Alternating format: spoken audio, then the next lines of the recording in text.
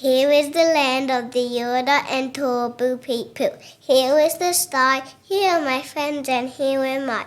We thank all the people from now and before, have cared for the land from mountain to shore. This podcast is brought to you by Hey Al. Productions. Did I say good? Did I get you to do it one more time? Maybe just in case. Okay, do it one more time. Go. Bread and Better Podcast. Okay. Bread and Better Podcast. I feel like I'm Bread and Better Podcast. Hello, and welcome to another episode of Bread and Better.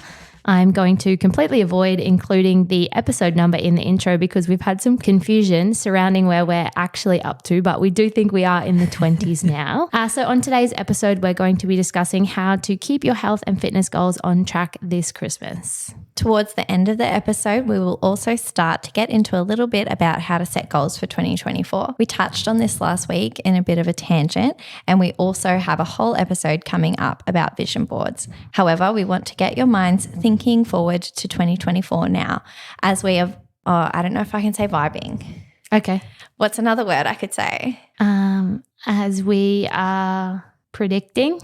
Yeah, I'll say predicting. Eilish will never talk to me again if I say vibing. Okay. Are you not cool enough to say vibing? Whenever I say it's a vibe, she's like, that word's dead. All right. Along with my youth. Yeah. All right.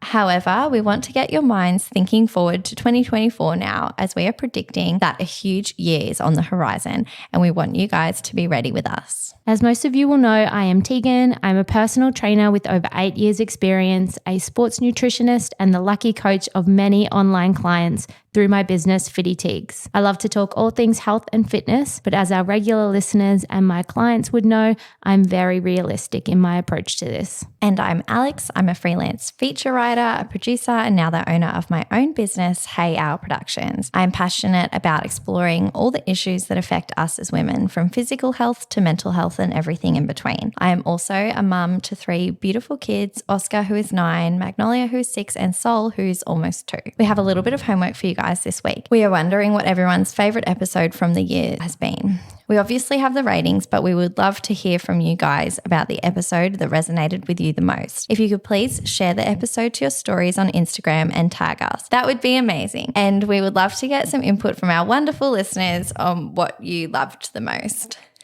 Okay, let's kick into the episode our favourite way. So we're going to be back to the best thing that we ate in the last week. So Alex, would you like to go first? Yes.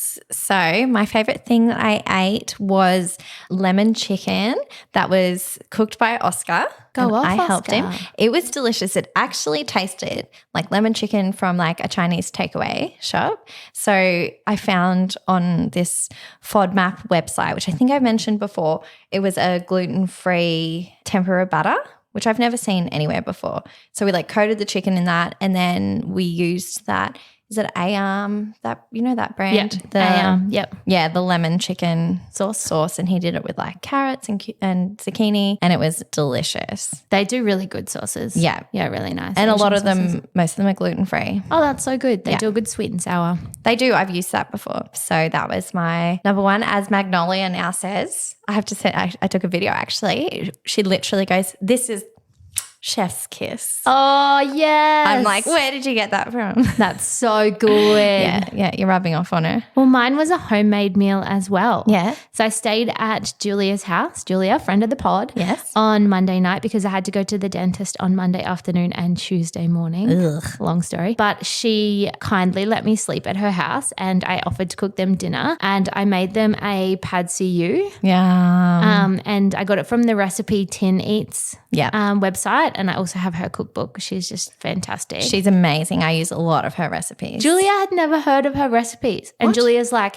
is she on taste.com? I'm like, girlfriend, she's got her own website. She's and an it's icon. way better. Yeah. So it tasted again, same as yours from a takeaway shop. Yum. I'm going to have to check that out. I don't think, except for the soy sauce, which you could swap out for gluten-free soy, I don't think there would have been anything that had gluten in it in the recipe. And I think I actually used gluten-free soy because I had some in my cupboard. Send it to me. Yeah, I will. Yum. I don't think I could say this. Do it. Yeah, I don't know why I wrote this like this. I love it. Ho, ho, ho. And the Christmas tree in the background. Yes, I love it. It's Fit Mrs. Claus here to drop some health and fitness facts and tips into your stocking this year. You did that well. That really hurt me.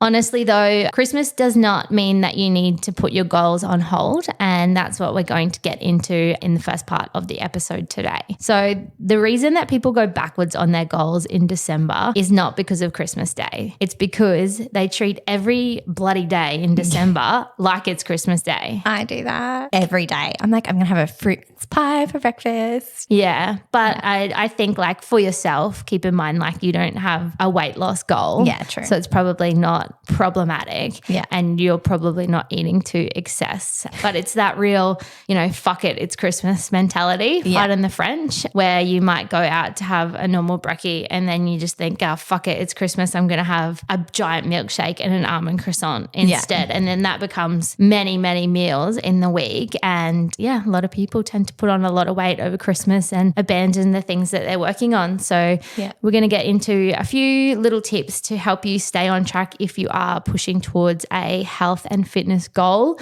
That being said, like if you make the choice to indulge this Christmas, I don't want to say excessively if that's your choice, but quite a lot, that's absolutely your choice. So this is really information for people that are still trying to stay on track to their goals. And so for those people wanting to stay within those goals and people like me anyway, how would you go about navigating Christmas parties and catch-ups? Yeah, so this is probably everybody's biggest concern when they're coming into the Christmas season. They're thinking, what's the point of even trying? Like I've got Christmas parties on every weekend. I've got really spontaneous lunches in the middle of the week. Like may as well just, hit that fuck it button and, go absolutely wild. But if you really go and do like a count of how many social events you have on, and I'll use myself as an example because next week is like my Christmas week. I have a Christmas girls lunch at Rickshaw's on Tuesday. Nice. We have the podcast party on Thursday. I'm very excited for that. Yeah, I'm going out for my little sister's birthday party on Friday. And then I have an F45 party on Saturday, and I'm going to a friend's for a barbecue on Saturday night. Holy crap. That makes me so tired. So should I even bother? Should I even bother working on my health and fitness next week? Yeah. Yeah.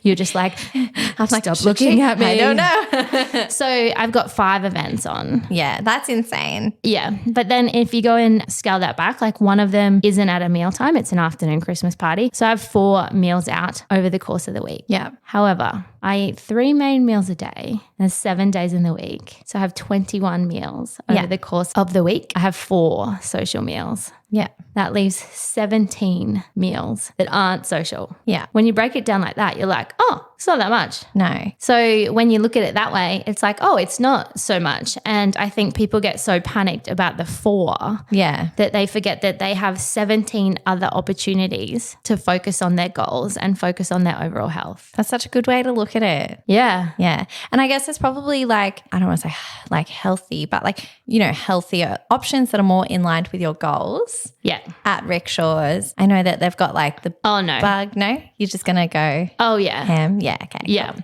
So like keeping in mind that obviously, yes, and that is an element to it. If you do have multiple events, it'll be about, potentially choosing which have the highest emotional value and which you're going to, indulge wholeheartedly and which you might make a better choice that's more aligned with your goals. Yeah. But sis, if I'm going to Rickshaw's, I'm eating. Oh, I want to go there again. It's so good. It's delicious and the service is good. Yeah. The view's good. Yeah. Yeah. So going back to the 17, there's 17 meals where I can focus on quality. Yeah. And if I focus on quality, if I make sure that I get lots of protein in at those meals, I make sure that I get lots of fruit and veggies, then it doesn't matter if the quality for the 4 isn't great. Yeah.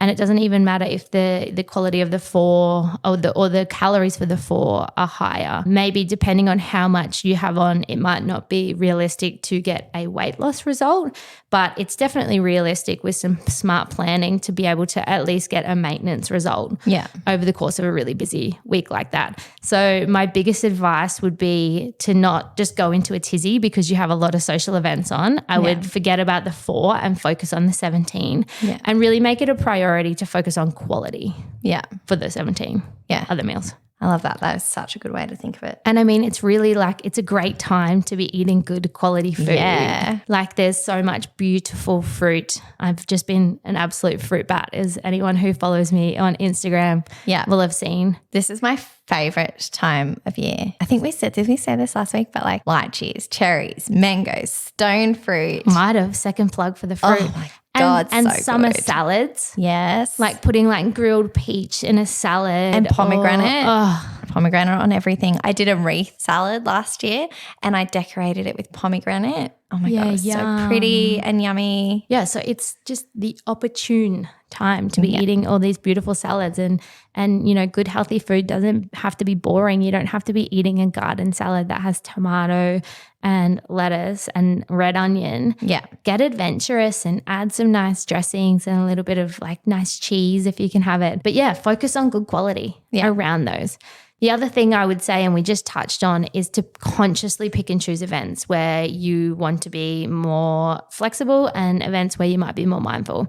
So if, you know, you have your, you know, Tuesday is my girls' Christmas lunch, that's definitely an event that I will choose to enjoy everything that's on offer. Yeah. But for the dinner that I go out with for my family, we're going to a steak restaurant. So I'll probably just have a steak with chips and salad, which easily fits into how I would normally eat. Yeah, totally. So it doesn't need to be a free-for-all. Like it can be if you want it to be, but if you want to come out the other side feeling really healthy and feeling like you're still on track for your goals, there are always options. Yeah, 100%. All right, and are there any certain foods we should avoid that are like really bad that people overindulge in over Christmas? So we don't like to use bad or good. No. Absolutely not. Like all things can be enjoyed in moderation. The only food that you should avoid this Christmas is the food that you don't like. And I would incorporate your Christmas food into the daily. And I think we already touched on this in a previous episode. But, you know, if you like a fruit mince tart, those little tiny things, like incorporate one every single day instead of one of your normal snacks. Like if there's a dessert that you like that's only available at Christmas time, start making that your daily little dessert. Like instead of waiting until Christmas week and trying to cram as much poor quality food as you possibly can into the 1 week, thinking of it as a bit of a free pass. Yeah. Why don't you incorporate a little bit now and then just like genuinely look forward to your food every day? Yeah. But still get that feeling that you feel good and you feel healthy, because I think we all know on the back of a really it's essentially a binge, like on the back of a Christmas binge that's gone for multiple days, you feel like shit. Yeah, you feel sluggish. You feel so sluggish. Yeah. Like even that, and you know what? We all do it, and we'll probably do it again this year. But like even that, like Christmas afternoon nap that you need to have, like food coma. I never feel good. Yeah. It's too much food. Yeah. Versus when you go to a nice restaurant, like say you've gone to Rickshaws or something like that and you've ordered an appropriate amount of food, you've really enjoyed it and you walk away feeling content without feeling stuffed. Yeah. It's such a nice feeling. And I think that even goes back to that episode that we did with Emma on gauging that hunger scale and trying to finish up at a 7 or an 8 versus a 10 plus. Yeah. I've been doing, I don't know if you said it or if Em said it, but I always ate my favorite food first. And like last night we had like fish and chips and veggies and stuff. And normally I'd eat the veggies first and then the chips and then save the fish. But last night I did it in the opposite order. And then as soon as I was full, I stopped eating. And I'm so like proud of myself when I do it. I'm like, oh, Em would be so proud of me. Yeah, I had some really nice feedback from one of my clients on that episode. And it was just that she had realized how far she's come with her eating behaviors. Yeah. After listening to the episode and, you know, previously struggling with some of those forms of eating and not really kind of being in that trap before. So that was really nice for me for feedback on my coaching and feedback on, our episodes landing. Yeah, that's so good. Going back to the eating your Christmas stuff throughout the whole month so you don't, go crazy. My December breakfast, we'll call it, is, as I just said before, a fruit mince pie and cherries. Oh, yum. Yeah, I just live for it and have it with my coffee. It's so nice. Yeah, nice. Yeah. And I feel like Christmas is the time where there's a lot of gluten and dairy-free stuff available. It's really exciting.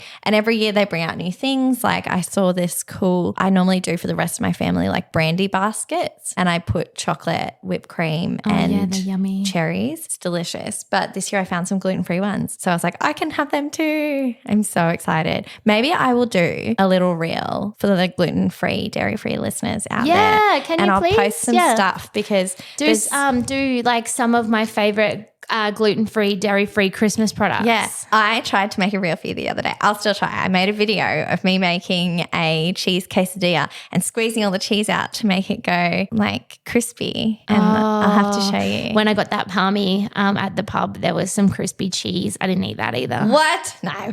I made like sweet chili sauce and cheese and I squished it all out and then I ate my quesadilla and then I went and picked the cheese off the fry pan and ate that too. It was so good. That crispy cheese is just not for me. No, it's so funny. But the thing is, just to go back on that, there's no good or bad foods and there's room for moderation of everything and you don't need to know the calorie content of every little thing that you're consuming over Christmas. Yeah. I made a Pavlova Rocky Road last night and I thought, I could put all this in my Fitness Pal, but I just thought absolutely not. Like I don't need to. I'm going to be eating it moderately. I'm going to have a little piece every night. Yeah. I do have the reel coming for Instagram. Nice. So that you guys can make it as well because it is chef's kiss. I love it. But yeah, so just be aware of what you're eating and try to balance things out with quality. A little bit of soul foods, a little bit of quality. The same principles that we do all the time. There's no one bad food that makes us gain weight and there's no one good food that makes us lose weight. Eating too much of anything can mean that we can be overweight. We can have a completely clean diet and if we are eating too much, we will still gain fat. Yeah. All right. And would you say, do more people have time off from the gym over Christmas? And is that a good time to take a break? So statistically, December is the quietest month for the gyms. So people do tend to have a break. But I mean, is it a good time to have a break? I would ask yourself to be curious about why it is that you're wanting to have a break. Like, do you need a break or are you being lazy or are you, kind of using the excuse of being too busy? I mean, if you don't have a physical reason why you need to have a break, like an injury or even if you're not in proximity to the gym, I would still encourage you to be active. I don't think unless you really need to, I don't think it's a good idea to have a significant break from movement for no reason. Yeah, and does that mean like say you have a 2 or a 4 week break over Christmas, right? Isn't that just going to make it way harder when you go back? Absolutely. Yeah. So, some people will do that. They'll say, I'll just put my gym membership on hold for 4 weeks over Christmas and have a break. And personally, I don't really see the logic in that. Yes, it's going to be hard to get back into it from a mental standpoint, like you've lost the routine. And we all know when we fall out of routine, it can be really hard to get that reestablished. And from a physical standpoint, like your DOMS when you get back into it, and that's that delayed onset muscle soreness it's going to be really bad. Yeah. You're going to be really, really fucking sore. Yeah. And on that, with the statistics, with December being in the quietest month, is January the busiest month? Yeah, January and February, I think, are the busiest months with everybody starting their New Year's resolution. Yeah. I don't have official stats on when that sort of drops off, but, everybody does tend to start the year really strong. But what I would encourage you to do instead, like if you are traveling and you're away from the gym, I would just pivot your movement to what feels good for you. So if you're away with your family, it might look like more walking. It might look like doing a little, hotel room exercise session of just body weight stuff. What I would do is still hold that time and hold that space for you to exercise. Like if you usually exercise 3 times a week of a morning, I would hold that routine because even just like physically getting out of bed is going to be harder if you let that routine slide. Yeah. So even if that just does look like a walk with your family or a walk with some friends or a gentle stretch, I would still hold your routine of movement in some way. Yeah, or like an ocean swim if you are Gorgeous. on holiday. Like how nice. There's lots of nice ways to do it. Yeah. Or if your kids are getting bikes for Christmas, you can join them. Yep. Yeah. Yes, definitely. I would definitely be pivoting to, incorporating it in and thinking from a perspective, if you do have children as well, to set the norm that movement is just something that we do, like it's part of our everyday, rather than something that we only do in school term or we only do when mummy's not on holidays from work. Yeah. I would just make it something normal, when you are on holidays, to be out and to be active together. Yeah. Yeah, absolutely. Another thing I would really encourage is to start an active Christmas tradition. So I think in Australia, Christmas Day cricket is a big one for a lot of people, which is awesome. Yeah. It's the best. So fun. Yeah. So fun. And what do we call it? One hand, one. Oh, one hand, one bounce. Yeah, one hand, one bounce. Every family has their own unique rules. Yeah, we used to play we still play actually, but I have a ginger beer. We used to play that you had your drink in one hand and you were only allowed to play with one hand. Oh, really? Yeah. So that was a lot of fun. I forgot to tell you I tried the Christmas ginger beer. Did you love it? Yeah, it was really good. Oh, it's so good. I took one to Julia's on Monday night when I was there and we shared one. Oh, did she love it too? Yeah, it was really nice. I've seen some people have it warm, which is interesting. I mean, it's like a hot toddy type thing, maybe with a type of alcohol in it. It's going to be 36 degrees here today. I don't want a fucking hot beverage. Hot ginger beer. So, I would encourage you to, start an active Christmas tradition and make that, what you do every Christmas with your family. I love Christmas traditions and I think I like them so much because coming from having separated parents, I don't really have Christmas traditions. It always looked a little bit different. But, some people always do an ocean swim if they always have Christmas by the beach. That's how they start their day. Oh, now I want to go for an ocean swim on Christmas Day, but that'll be an hour and a half drive. Yeah, that's probably a little bit far. Bit far. You could get Kev to dump a bucket of salt water on you. That's a good idea. Good morning. Maybe next year. The one other thing that I would say with movement and holding your movement routine is to make some of your catch-ups active ones instead of the standard food and drink catch-up. Obviously it's lovely to get together with our friends and have a lunch and have chats and stuff, but there's so many people that we try and catch up with for a Christmas catch-up. So I'd really encourage you to catch up for a weekend walk, or, if you're going to catch up for a drink at the pub, catch up and go for a walk there, or meet your friend for an ocean swim, or go to the gym together, or, do a hike. Think about some active ways that you can catch up. A Christmas family volleyball game or cricket at the park, and you do stuff like that. Hey, yeah, go for a bloody kayak on Christmas River. Yeah. Christmas River, Brisbane River. All right. I know we've spoken about alcohol already. We did a whole episode, but do you have any tips for managing alcohol consumption over Christmas? Yeah, definitely.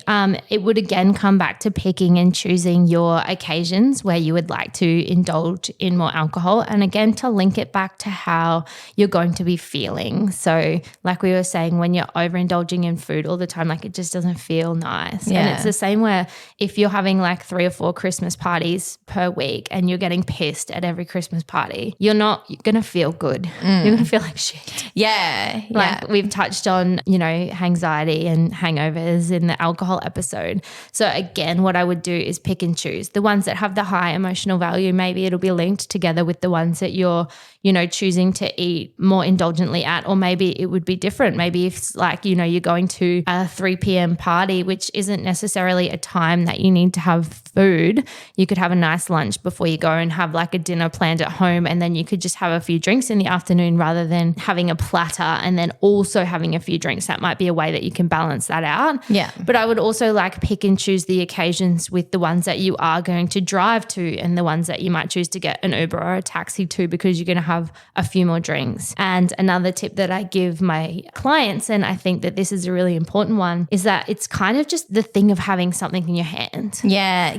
When it's when you're at a party and you don't have a drink in your hand, there's just something that's so inherently awkward about it. Yeah. So you could even alternate alcoholic drinks with non-alcoholic drinks, like, having a tall glass of soda, or if you're at a backyard barbecue, like you can get those non-alcoholic cocktails, or you can get, cans of diet soft drink or cans of soda water. Yeah. So I would just be prepared with things like that so that you might either opt to drink those instead or have 1 and 1 to cut down your alcohol intake. Yeah. The other thing around drinking would be to have a plan for the following day, particularly if you are going to be hungover. So make sure that you have food at home that's going to be. Yeah, so you don't go binge on Macca's and Hungry Jacks and stuff. Yeah, or like, and I'm not saying that you need to wake up the next morning after a hangover and have a protein shake, because I'm way more, like I've shared that I've had my fair share of big nights, and I'm way more realistic than that. And it might look like, if you are someone that likes to get KFC when you're hungover, like having some oven chips and some chicken tenders in the freezer that you can chuck in the oven and have for your lunch instead, or having bagels or bacon and eggs to make burgers in the fridge at home so that you can make a really good choice the next day. Yeah, absolutely. I was at a party on the weekend and everyone was drinking. Actually, there was quite a few of us that don't drink anymore in the group, but once I was done setting things up and stuff, I was kind of like walking around aimlessly, and I was like, oh shit, I need to like go and get, something to hold in my hand because I don't know what to do. So I got like a nice cocktail glass and put some soda water and lime in it. And I've realized now I can dance sober, but I can't dance sober with nothing in my hands because I don't know what to do with them. Yeah, my dancing weird, move is literally like. It's so weird. It's so weird. Yeah. It's probably unhealthy conditioning. It's like, an association thing that if we're at a party, we need to have something in our hands. Yeah. So having said all of that, like obviously whatever you decide, the most important thing is to not make yourself wrong for that. Yeah. And we touched on it before. There's a big difference between going into things consciously and just, going into things and hitting the fuck it button and feeling a lot of guilt afterwards. So as with all things in your health and fitness journey, I would say it comes down to planning. Yeah. And that planning doesn't need to be planning to only eat salad and track every calorie and not drink any alcohol. Yeah. That planning looks like picking and choosing where you're going to indulge more and where you're going to be more mindful, and to not make yourself wrong for the times that you indulge, to enjoy it. Like at the end of the day, Christmas is a time for indulging. But, if you do choose to do that more than what aligns with your goals, then you need to be conscious about the repercussions and not go into January feeling shit about yourself. Yeah, that's absolutely. the main thing. Yeah. And I love like what you said about being mindful. And I think that's something that I really took from that episode, is being mindful while I'm eating. And I guess if you are just choosing, that 1 or 2 activities, if you've got a lot in like 1 week where you're going to like indulge, then I guess you would just try and be more mindful while you're doing that. Yeah, to be mindful and enjoy what you're eating versus just, cramming chips into your face while you're having a conversation with someone and punching, 30 beers and waking up feeling like shit the next day. Yeah. There's a very big difference between that and going to somewhere like Rickshaws and having a beautiful meal with your friends and a couple of cocktails and really savoring the whole experience. Yeah. All right, it's a good time to start thinking about 2024 goals so that when the new year starts, you are clear on what you are working towards. So we are just going to discuss a little bit about how we set our goals personally. And as Tegan said, we are doing an episode on vision boards to kick off your new year. So we're just going to touch on this a little bit. Just to get your mind going, get you to start thinking about it. So now we want you to plan your Christmas, be prepared, but also be prepared for New Year. So giving you lots of homework and lots to think about. Yeah, it's probably good to have this in mind anyway as you're going into Christmas, because you know the goals that you're going to be setting or you're reflecting. Yeah. So then you're going to have that on your mind. Absolutely. Yeah. I think that there's definitely a bit of a trend of people going, fuck it, I'll start next year. Yeah. And I'll think about that on, New Year's Eve. Yeah. But that's just going to make it much harder to get started. Or New Year's Day, or, you know, the 2nd, 3rd, 4th of January. Yeah. I know that, and I said in the alcohol episode how we would always go to the pub on New Year's. And I know that like in past years, I feel like I've been scrambling on the 2nd and the 3rd and the 4th. Yeah, to start. Planning what I want to achieve in the next year. But as with anything, like more planning is always going to be better. So it's definitely a good idea to start your goal setting and thinking about what you want to achieve now. Yeah. So do you want to share with us some of the ways you set your goals? Yeah. So I break up what I want to achieve into sort of categories. Yeah. So I start with a notes section on my phone, because I think if you sit down to write it out in one session, you'll kind of have all these ideas, but then they might pivot or things come to you at different times. So I always start a notes section on my phone, and it'll have different categories, obviously, that are aligned with what my values are and what I want to achieve for the year. So there'll be career, personal development, travel, health and fitness, relationships, there's finances. Yeah, that's a good way to do it. Yeah. And I then, love how you break everything down. yeah, so break everything down into those categories, and then I'll just start putting my goals out onto there, what I want to achieve in the year. Yeah. And then based on that, that's how I structure my vision board, which we're going to get to in the episode that's coming up. But then I also kind of really flesh out my goals just on a written document. Yeah. And I usually put that up in my office somewhere that I can see it. Yeah. What about you? So Kev and I actually started a few years ago, because I feel like I got really wrapped up at a time there with like New Year's resolutions, and I put heaps of pressure on myself and felt really guilty if I didn't achieve them. So then we kind of restructured the way we did it. I made them a little bit more broad. Like one year my goal was to not buy any new clothes for the whole year. Can I take you back to what my New Year's resolutions used to be when I was a massive pisshead? Yeah. One of my New Year's resolutions was wear more hats. That's it. Wear more hats. I have evolved as a human. You really, really have. And I wore so many hats that year. Like I nailed it. That's so funny. But I mean, Such an overachiever. aim high, guys. Aim high. Yeah, so now we do it a bit differently. We go from a place of reflection. So we kind of use New Year's Eve to really reflect on like the year that's just passed. Yeah. So we'll think about what we did, not right, but what we did that made us happy, maybe what we did that didn't make us happy, and like how we want to change that in the following year. Yep. And I think I will go into this next year doing that, but I'm really excited to do the vision board because I've never done that before. So yeah, so we go into it in a place of reflection, and I think I'm going to have some big goals for next year. Yeah, we will get into the vision board stuff, but I'm just going to say getting on people's Spotify Wrapped was not on my vision board, but today... How have we not spoken about this yet? I don't know. Today, Spotify Wrapped was released and people were tagging us saying that we were their most listened to podcast. I have goosebumps. Honestly, it was the nicest way to wake up with all of these notifications, and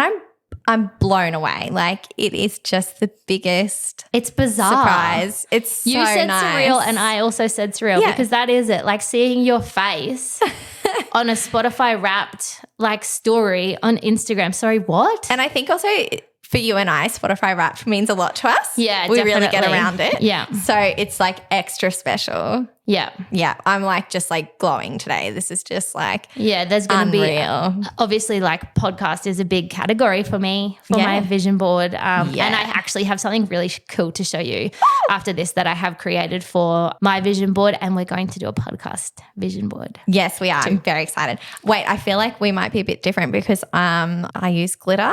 I don't know that you would use glitter on your vision board. I envision my vision board being like glittery and colourful and pretty and stickers. Do you know what? I need to be like one of my lifelong goals is to be less of a control freak so you can have glitter. Yay. I'm going to go buy all the shit this afternoon. Go nuts. I'm so excited. But just on that before we move on to the next thing, one year my goal was just to be really happy and just to like do things that made me happy and really work on that more, and that really worked as well. So I guess now all of my things are just like working towards what will make me happy. yeah, I think that's probably like the elite level goal for anybody. Yeah, absolutely. But with the energy thing, like what you focus on will grow. We're going to be talking way more about vision boards on that episode, and I'll just, share a few things that I have popped on mine that has, happened, and some really rogue shit that happened in different ways. Like I didn't really know even how I was going to get there, and then like it just popped up. Yeah, that's cool. So excited. Yeah, super random. But I would say like there's no like set way, right way or wrong way to set goals. I would find a planner or a method that works for you. So like there's great, diaries and planners out there that have massive goal setting portions. So I would like have a look around and see what really appeals to you and what excites you to flesh it out. And last week I was touching on the idea of forward planning, like who you want to be, and then reverse engineering into where, what you need to do day to day. And that's definitely something that I'm going to be exploring with my goal setting this year, which leads to the next point on the script is goals versus outcomes and how to break them down into bite-sized chunks. So with our goals, sometimes our goals are actually outcomes that we don't have control over. And let me explain that a little bit more because it sounds a bit broad. Yeah. So sometimes like people will have the goal of I want, and we'll just use weight loss goal because it's fucking easy to explain. So they have the goal of I want to lose weight. Yeah. Or I want to lose 10 kilos. And they're both pretty fucking broad. Yeah. So, by purely saying I want to lose weight, that's my goal. Just by having that goal, you don't achieve that goal. Yeah. What that is an outcome. And what you need to do is set up your daily, weekly, and monthly small goals that you do have control over to achieve that outcome. Yeah. So, for example, if my goal was to lose weight, I need to be specific about how much weight I want to lose and roughly what time frame I want to achieve that. And then I need to come back and say, okay, well, what do I do every day to work towards the outcome of losing weight? Yeah. I don't wake up today and go, okay, my goal is to lose weight. Yeah. Yeah. My goal for today might be to eat the food that are within the calories for my weight loss. My goal might be to hit my steps. My goal might be to get enough sleep, and my goal might be to drink enough water. Yeah. And all of those little daily goals then accumulate to that big outcome that I have.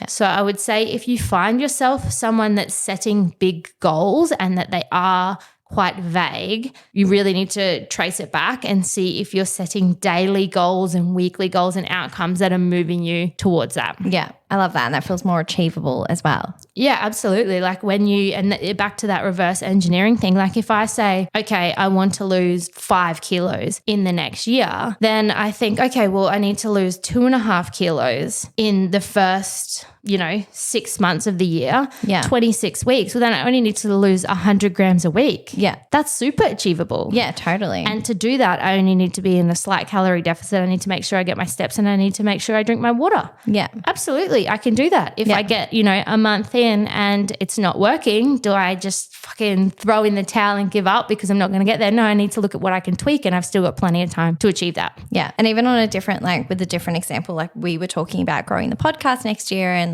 obviously we'll talk about this in the vision board episode, but talking about growing our following, I was initially like, oh, how do we get to 20,000 people or whatever? But last week, with podcasts, it's everything happens slowly and gradually, and then it kind of explodes. But last week we got 6 new subscribers. Yeah. Which I just feel is huge. Yeah. And and the other thing is to celebrate. Yeah. Absolutely every milestone as well. The shameless chicks would be fuck, 6 new subscribers. Yeah. Because at the level that they're at. They've got millions. Yeah, but I'm sure that when they were at the point that we were at, and the reason that they have that sort of success is because they were fuck yeah. Yeah. 6 subscribers, fuck yeah, 5 people put us in their Spotify Wrapped as one of their top podcasts. Yeah. That's so exciting. And that's so exciting. That's also that energy of what you focus on will grow, and celebrating that. And I think that people need to remember that as well, because often, you might set this big goal and then you reverse engineer it back and you are on target. But you kind of get greedy with the goal and you think you should be doing more, and you can't get satisfied satisfied with the achievements that you get at every level. Yeah. And that's why, you know, celebrating the wins and having gratitude for the journey is so important. Yeah, so true. So just one last thing on goals, and this is something that I had to remind myself of when I have started my goal setting for this year, because I kind of, and especially when we were setting numbers for the podcast, like I ran a few things by you and we ended up increasing on what I said. So just a reminder that if your goals don't scare you, maybe they aren't big enough. Yeah. Okay, Tegan has a special segment for us today and I'm very excited because I love games. I hate I Spy and hide and seek. I was like, wow, you feel really aggressively about whatever you're about to say. I do. I love games, love board games, love this game. I hate hide and seek and I hate I Spy. And I'm sorry if that makes me like a shitty parent, but in the car, if my kids say, let's play I Spy, I'm like, no, I don't. I hate that game. I think because I'm really bad at it and I can't see shit. I'm like, I don't know what you're talking about. And I just get so mad. Do you know what's a really fun card game for when they get a little bit bigger? Yeah. The number play game. No, we play that too. That's boring as fuck. Well, you guys aren't very funny then. Kev likes that game. Wait, do you mean the one where you're like A, B, C, or is this a more fun game? Oh, no, where like the number plate might be like MAH and you're like mum's armpit hairs. Oh, that's fun. Yeah, you've got to come up with something. I thought you were like the one where you're like A, B. Oh, you got to see the letters. Yeah. Yeah, that blows. No, like you've got to I feel like they're making the number plates like shitter these days. They are. They're boring. Like there's lots of X's and Z's and stuff. Mine is literally like X, J, Z or something. So you could be like Xylophone. Xylophone, jerk, zebras. It's pretty shit. But that's fun. We used to play that when we were kids. When we're driving to Australia Zoo in 2 weeks, we'll give that a go. Yeah. And I feel like it's going to be kind of good for their brain. Yeah. Good for my brain. When I say I hate hide and seek, actually, I hate finding people. I like hiding. My thing that Do you think hide and seek can be like a little bit mean? Well, do you want to know what I used to do? What? When I used to play with my little sister, we used to, you know, like how you have the old school linen presses and you like, they're on the roller doors and you pull them apart and then they've got all the shelves, like a linen press, like where you keep all your towels and your blankets and your sheets and stuff. A linen cupboard? Yeah. Why are you calling it a linen press? That's what it's called, a linen press. Guys, we're having a generational gap. Your eyes then. The 2 years. Yeah, it's called, that's what my mum calls it. Maybe that's wrong. No. I don't know. I thought it would be like when I think of a press, like I was thinking of like, I don't know, my nan had this cupboard that had the iron in it. Maybe that's where it started. And that's what I thought you were talking about. Okay, well, the linen cupboard, guys. So I used to go and, there'd all be all these shelves and the shelf that was eye level, I would climb up onto that and then I would hide behind the towels and I would sit there and just wait for my little sister. Sometimes no one would find me, but it was very satisfying when they did. And I'd be like, boo, and they'd like be terrified. Do you know that scare cam is my favorite thing? Yes, you have told me that before. Oh, I think it's so fucking funny. I love that. I like scaring the kids. Is that terrible? I like scaring Kenny, but then he got really so shits himself. I love just scaring people in general. It's so fun. I told you about how my dad rang the phone when we were watching The Ring, hey? Oh my God, that's so good. Do you know what my friends did when they bought their son Jumanji for his birthday? Jumanji. Yeah, Jumanji. Jumanji. When they bought him Jumanji. It's like Julia used to say X-Cargo. And I was like, you mean X-Cargo? But when they played Jumanji and he rolled the dice, like Lane, like the dad went into the other room and he'd set up the music, the dun dun dun dun dun. Oh my God. That comes on and he was like, oh my God, I'm getting sucked into the game. Like, put it away.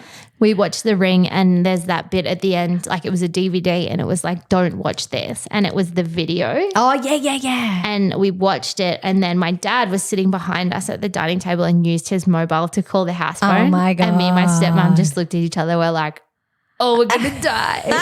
That's so good. Yeah, he thought it was so funny. Yeah, that is funny. Anyway, so back to our game. Tegan. Oh, yeah. Yeah. Explain it to us. What are we going to do?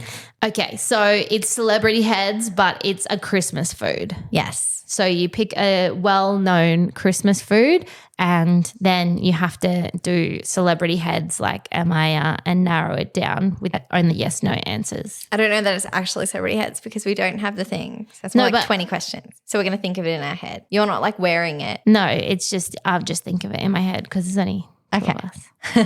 Do you want to go first or do you want me to go have you already first? thought of something? I was just going to think of something then. Okay, let me think of something. Like, don't make it too fucking rogue. I was just going to make it too obvious. Hang on. It's turkey. It was turkey. Let me get another one. Oh, okay, I've got a good one. Okay, so you want to go first? I'll go first. Am I a dessert? Yes. Do I have fruit? Yeah. Like, yeah, I'd say yes. So do I have fresh fruit? Yeah. Am I a fruitcake? No. Am I Christmas pudding? No. Am I hot? No. I'm cold. Yes. Am I frozen? No. Refrigerated? Yes. Am I Australian? Popular in Australia. I don't think you come from Australia though. I'm not pavlova. Nah. Fuck. Fresh fruit. Well, yeah, you could use fresh fruit. I think people use tin fruit. You don't have to even use fruit. And I'm a dessert. Yeah. I'd say it's one that divides people. People either really love trifle. it. I'm trifle. Yeah, trifle. I loved trifle. I should try and make a gluten-free, dairy-free trifle. Yeah, you should be able to do that. Yeah, that'd be easy. Get some dairy-free cream. I'm pretty sure you can actually now get the gluten-free. What are those special fingers? Lady fingers, are they called? Sponge fingers. Yeah. Don't you usually use a Swiss roll? Yeah, actually you do. I'm thinking of tiramisu. Yeah. Yeah. I'm going to try that. All right. You ready? All right. Yep. Go. Okay. Are you a savoury dish? Yes. Are you hot? I can be either. Are you ham? Yeah. That was way too easy. Do you want to have another go? Nah. Okay. That'll That do. was fun. So thanks again for tuning into the episode. Remember that conscious decision making is the key this Christmas. If you choose to treat every day like it's Christmas Day, that is your choice. Just do so knowingly and accepting that this might push you further away from your goals. In my opinion, guilt does not serve us, so let it go and own your choices.